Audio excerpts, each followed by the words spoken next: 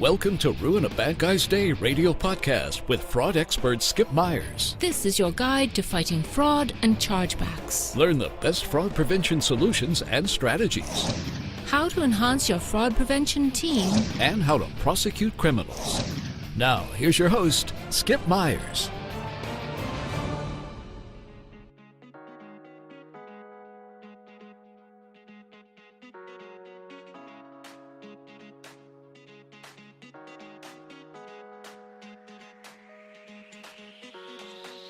Hello, everyone, and thanks for tuning in to Ruin a Bad Guy's Day radio. Welcome back. Hey, we got a great news article this week and some other information I'd like to share. Some other things that have been hitting the news quite a bit in the last couple of weeks, and I thought I would share that with you guys. A lot of good information you could take back to work or to your friends or family to help them prevent from being a victim from fraudsters and malware attacks. And this week, what I really want to talk about is how fraudsters exploit malware for financial gain. So malware, what is malware? We see this in the news, and probably it hits your spam folder quite a bit from other publications or other companies trying to get your business. But malware is any software intentionally designed to cause damage to a computer. Maybe it's your server, your computer network, and this malware does the damage after it's already implanted or introduced in some way into a target computer or network. So malware is going to be attached most likely to some sort of phishing email, and somehow you, the user, or someone else in your company or network does something that unfolds this code that's part of this malware. It could be computer viruses or worms or Trojan horses. Sometimes it's spyware or ransomware. There's all kinds of other terms, but malware in its basic form is malicious. It has malicious intent, and it acts against, your company's best interest or your best interest. And there's something harmful with that malware that is typically designed to steal your personal information, and so that the bad guy can have financial gain at some point by defrauding you or someone else. So before I get started, the tradition here is always talk about stupid criminals, and boy, there's not a day that goes by that I don't have a hard time finding some news articles about dumb criminals. And this is a news article out of Oklahoma involving Uber. And it looks like things didn't work out well for 3 Oklahoma City teenagers who allegedly planned to rob a bank using Uber as transportation. And police say that the Uber driver who took the teens to the bank one Tuesday afternoon called authorities after he heard one of them say he had a gun and he was going to cap somebody. So police said that the gun was later found on one of the teens after he tried to fight officers who arrived at the bank. The teens had apparently already arranged an Uber for their getaway car, says the news crew. It looks like the Uber driver, his name Mr. Case, says he was waiting outside the bank when he saw the teenagers being taken away in handcuffs and arrested, and was told by an officer that there had been a robbery attempt. Well, I guess he was right. Looks like, according to the Uber driver, it says, hey, they called me for the getaway car. Can you believe that? Hey, if you're going to do something like that, like rob a bank, get your own car, he says. Yeah, no kidding. Pretty stupid, huh? What are they thinking? I'm going to call an Uber driver. Hey, buddy, wait outside here. So I'm going to go rob this bank and stick around long enough so I can hop in and we get away in time. Crazy stuff. I'm sure there's some sort of illegal substance involved there that they were taking before the robbery or before they decided to call Uber. Thank you for that great news article out of Oklahoma. That's awesome. So today, I want to fold in a little bit more information about how fraudsters exploit malware for financial gain. Ladies and gentlemen, may I have your attention, please? So this week, I'd like to talk about a big case that the feds made just about a week ago, just very recent. You may have seen it in the news recently, but this is a very important case, federal case, where 2 Romanian cybercriminals were convicted of all 21 counts relating to infecting over 400,000 victim computers with malware. That's right. Inflicting and infecting victim computers with malware and stealing millions and millions of dollars. And this is the actual press release that came out from the Justice Department just very recently.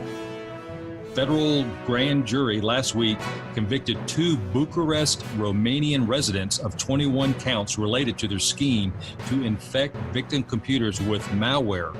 in order to steal credit card numbers and other information to sell on the dark market, the dark web, and other websites. And their intent was to mine cryptocurrency and engage in online auction fraud, announced by Assistant Attorney General Brian Benkowski of the Justice Department's Criminal Division. Way to go, man, that's awesome. So 2 of these defendants were convicted after a 12-day trial of conspiracy to commit wire fraud, conspiracy to traffic and counterfeit service marks. That's interesting. Aggravated identity theft, conspiracy to commit money laundering, and 12 counts of wire fraud each person there. So sentencing will begin in a few months. And according to testimony at the trial and other court documents, one of the co-conspirators who pleaded guilty collectively operated a criminal conspiracy out of Bucharest, Romania. So we've been talking about this for months now on these podcasts about the infusion of international crime gangs, targeting Americans here in the United States to steal our identities and our cash, obviously. It's amazing how widespread and worldwide this problem and phenomenon is. So the press release goes on and says, apparently this all began in 2007 with the development of proprietary malware, which they disseminated through malicious emails purporting to be legitimate from entities like Western Union, Norton Antivirus, and the IRS. So this is an old scheme being redone again over and over again. And why do the bad guys and all the fraudsters and all these people who are bad guys all over the world keep doing the same thing over and over to target us? That's right, because it works. It's easy. It keeps working. We need to keep getting the awareness out there and educate everyone about the potential problems with malware and how the bad guys exploit this malware for their financial gain to commit fraud. So again, what is malware? Well, this is software that's intentionally designed to cause damage to computers or servers or computer networks. And it does this damage after it has been implanted in some way on a computer. So how is this done?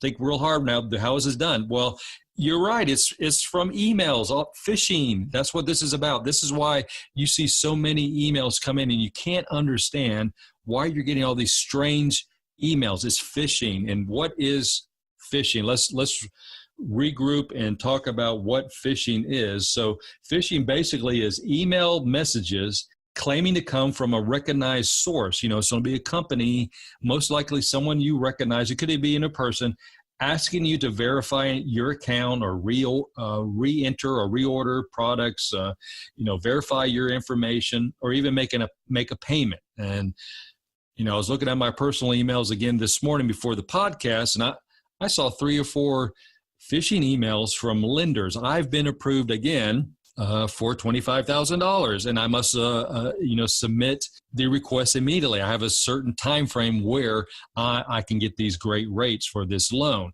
And so what's the key parts of a phishing attack? Well, a lot of it lacks certain personalization to you. It's going to be, dear so-and-so. Is that going to be to Skip Myers or to Bill Williams? I mean, it's going to be something that's a little more generic, because in this case, most likely the bad guys have your email address, maybe from some data breach in the past, but they still don't have your full information. So the most common type of phishing scam, their deceptive phishing, refers to any attack by which the fraudsters will impersonate someone or something or some legitimate company in this case, and attempt to steal your personal information and log on credentials. So think about that. How often you get these phony baloney emails in your inbox and you don't think they're really that big of a deal? The potential for malware being attached to those phishing emails, those emails that you don't know where they come from, is extremely high, and those emails are extremely dangerous. So let's think about this a little bit further. So what's the next really level of phishing emails? Well, there's spear phishing. Now, these go to the next level. The bad guys have a little bit more of your personal information, and they're using that personal information to really target you. That email or that phishing email will be very, very personalized to you, dear Skip Myers. So it's a more sophisticated version when this sender, the bad guy, the fraudster, uses certain information that they obtained in order to direct you and request you to do something so that they can steal your credentials. So just remember that a lot of these other emails are going to look personalized because they believe that you're going to be a little more trustworthy with an email that comes in that's personalized specifically to you. So some of the common denominators between just your regular deceptive phishing emails or spear phishing emails is that they both will have some sense of urgency. That's right. They're going to ask you to do something and do it soon. There's going to be a call to action. You must do something now. Click on this link, download this file, do something so that can start the process to download that malware on your computer, your personal computer, or your company computer, from which at that point it will infect your company's network. And that, my friends, is something you don't want to do because that will be the granddaddy of them all phishing attacks. That's what the bad guys really want to do, especially if you work at a bank or a large financial institution or even a company that keeps a lot of customer records, emails, and or like Equifax, social security numbers. That's the granddaddy of them all data breaches. So why are we talking about this? Well, let's get into this news article from the Justice Department just a little bit more here. So it looks like the malware that the bad guys sent out harvested email addresses from the infected computer, such as contact lists and email accounts, and then they sent malicious emails again to these newly harvested email addresses. And these defendants infected and controlled more than 400,000 individual computers, primarily right here in the United States. So again, this is all about phishing and deploying the malware that's attached to that phishing email. So we're going to get to that a little bit further here in a moment. So controlling these computers allow the defendants to harvest this information, obviously, and controlling these computers allow the defendants to use the processing power of computer to solve different complex algorithms for financial benefit of this fraud group, a process known as cryptocurrency mining. Everyone's heard about that. So they're leveraging the rewards that they're having, the gains and all this different information that they're obtaining by illegal means. They're harvesting this information to maximize the potential. In this case, in one form of their fraudulent criminal enterprise there is cryptocurrency mining. So let's talk about real quick, how can we identify some of these actors when they're in the process of trying to commit fraud against our company, especially in this case, using phishing emails as a way to deploy or exploit the malware within your personal computer or company computer or network. So one big thing out there, and I'm not sure if everyone's aware of this. Anybody's in IT out there? Anybody who's in IT probably knows this, but it's called the cyber kill chain. And it's something I've used for several years now as part of basically basic problem solving, and you can use the cyber kill chain in different ways to really see how different attacks or problem solving ideas can come about and formulate your own processes and procedures around that. But let's talk about that, the cyber kill chain. And basically the cyber kill chain started from computer scientists at Lockheed Martin Corporation for a framework or model to defend against computer attacks, against attacks to computer networks. And they started this procedure framework called the cyber kill chain back in 2011. And they wrote that a lot of attacks may occur in different phases and can be disrupted through certain controls at each phase. Does that sound familiar? So a lot of you in the physical security world, we talk about the 4Ds or 5Ds of physical security or loss prevention.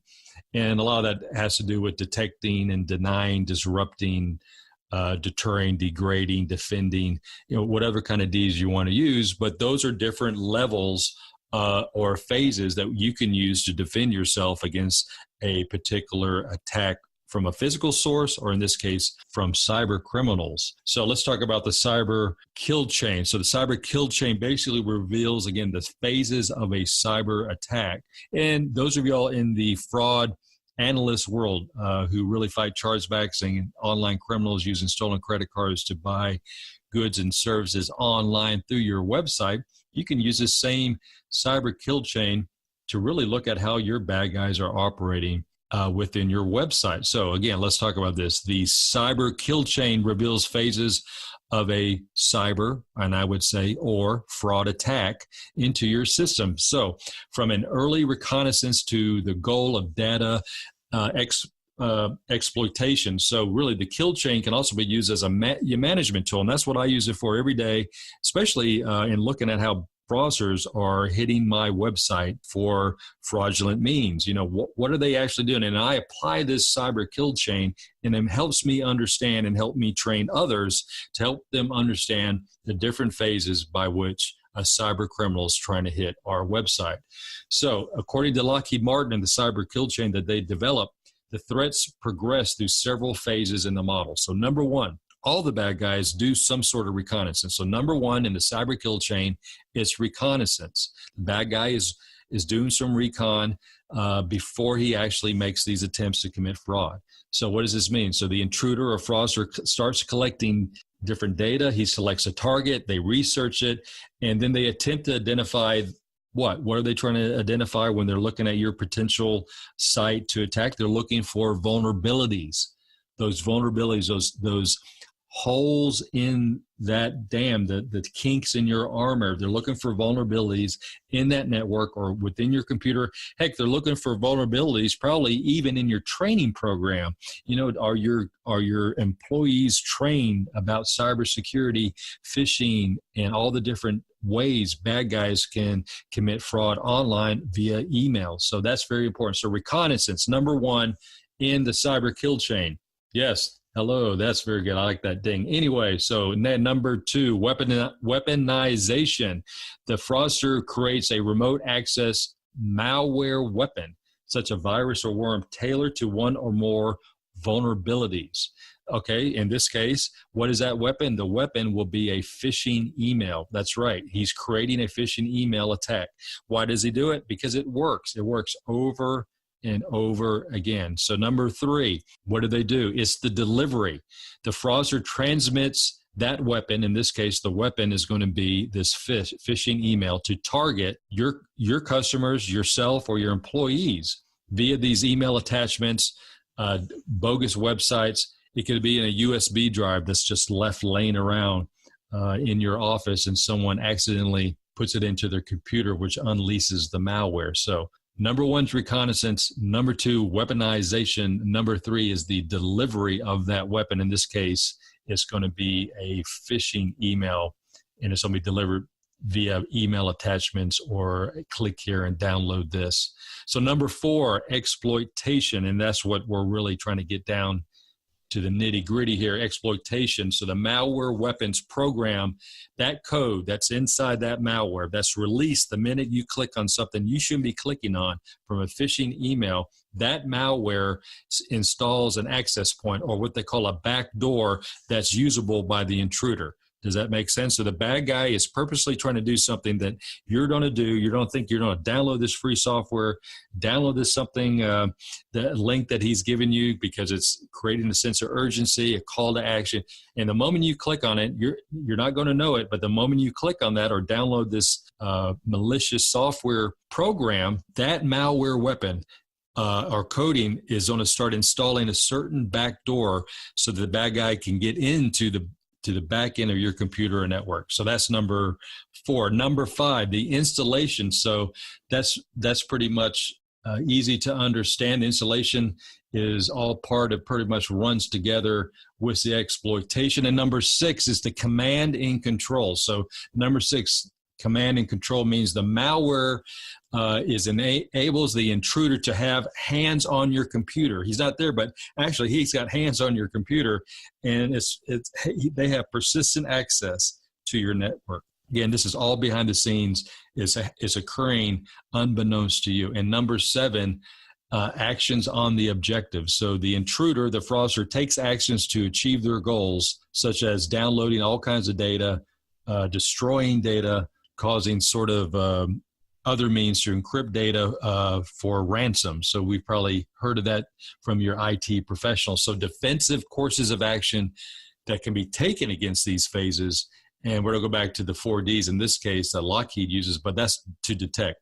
We have to have a mechanism in place to detect and determine whether or not an attacker is just poking around our network or our computer. And number two, deny. We have to deny the intruder and prevent information and disclosure and prevent them from unauthorized access into our systems. Number three, we have to disrupt the bad guys, stop or change any outbound traffic to the attacker. That means outbound traffic from our server, from our hard drive, from our systems and computers and our organization. And number four, degrade the attack, counterattack. We get counterattack command in control. Do something that signals the attacker that this isn't working. So that can go on further by saying that the actions on the objective, the attacker works to achieve the objective of the intrusion, which can include, again, the destruction of that data. And that's so important that we really look at that. So we're trying to degrade his ability to carry out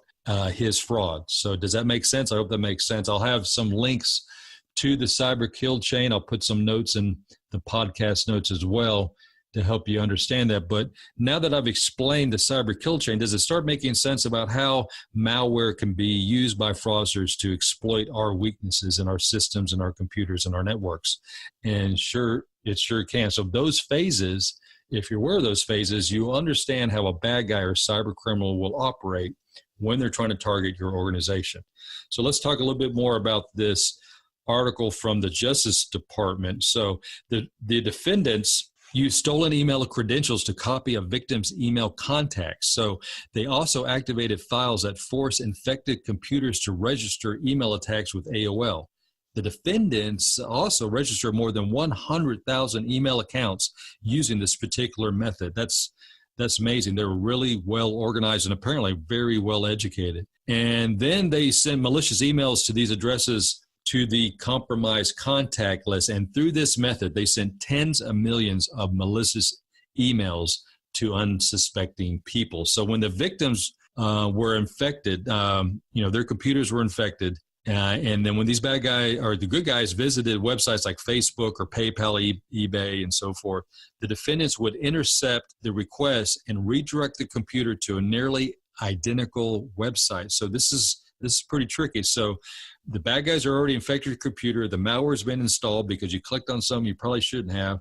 But when the victims with these infected computers visited websites, your own Facebook page, you hit your PayPal account or your eBay account, these bad guys would intercept that request and redirect your computer to an identical website or almost identical website that they had created. And the defendants would then steal your account credentials. And this is the mother lode that they're looking for. Then they would use a stolen credit card, right? So this is really important to understand. Why are they doing this? Well, they're using that stolen credit card for information to fund their criminal infrastructure, the criminal enterprise. This is what it's all about. This is a business to them.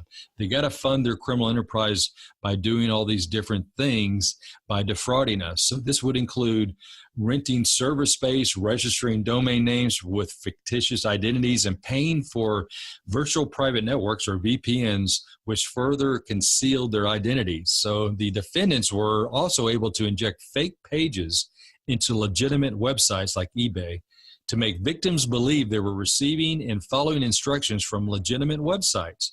Then they were actually following the instructions of the defendants. Man, this is crazy stuff. So they placed more than 1,000 fraudulent listings for cars and motorcycles and other high-priced goods on eBay or other similar auction sites. And the photos of the items were also infected with malware, which then redirected the computers or you, the end user, that clicked on the image to another fictitious website designed by the defendants to resemble a legitimate eBay page. Crazy. And these fictitious web pages prompted the users, you and I, to pay for their goods through a non-existent eBay escrow account that was simply a person hired by the bad guy. So the users paid for the goods on these fraudulent escrow accounts and agents who in turn wired the money to others in Eastern Europe, Romania, this is where these guys are from, who in turn gave it back to the defendants. The payers and the victims never received the merchandise or items and never got their money back. No kidding. So this resulted in loss of millions and millions of dollars to a lot of Americans. And this particular group, I guess they're called the Bay Rob Group, they laundered the money by hiring money transfer agents and created fictitious companies with fraudulent websites designed to give the impression that there are actual businesses engaged in legitimate financial transactions.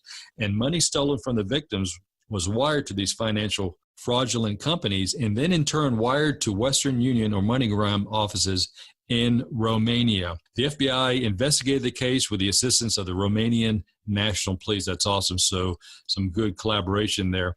Hey guys, this really tells you about the severity of malware and how bad guys will exploit malware for financial gain, to steal your credentials, your identity for financial gain. And at this particular level of sophistication, bad guys are doing things to really make themselves look legitimate. They're going to be imposters. They're going to be impersonators of other companies. The emails are going to look really good.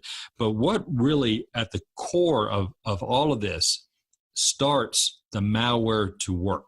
That's the phishing email that you receive.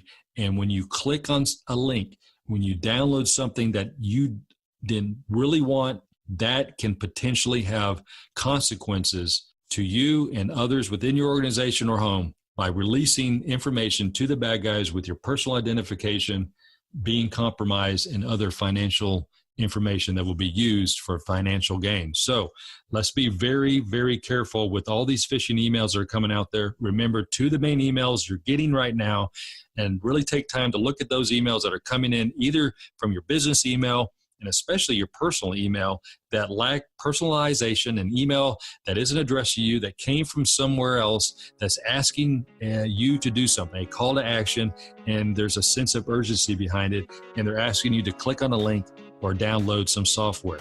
The other email is going to be a little bit more personalized. It's going to be called spear phishing. It's going to be addressed to you. Similar things are going to be around this particular email: call to action, sense of urgency. It's going to ask you to do something. Click here, download this, but don't do that. And if you see those things at your company, send that information to your IT cybersecurity team.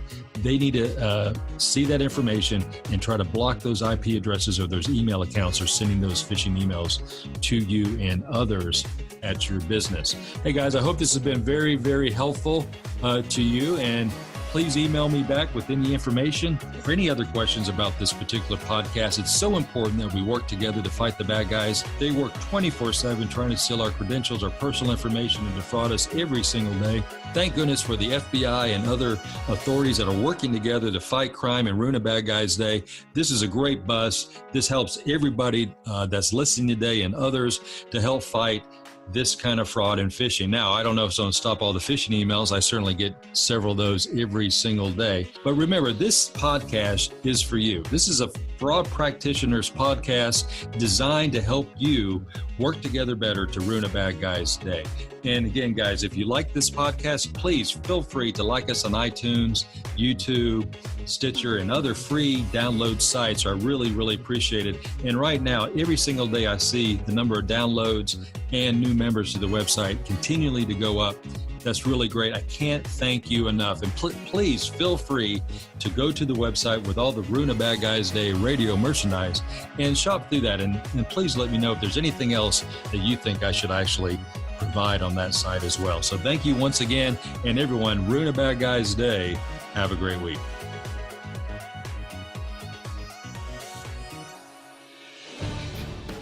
Thanks for listening to Ruin a Bad Guy's Day radio podcast with Skip Myers. If you liked our show, please tell your friends and colleagues. You can learn more about us at ruinabadguysday.com or visit us on Twitter and Facebook at Ruin a Bad Guy's Day.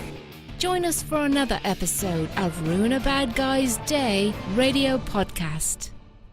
The information provided in Ruin a Bad Guy's Day radio podcast is for informational purposes only. It should not be considered legal or financial advice. You should consult with legal counsel or other professionals to determine what may be best for your individual or organizational needs.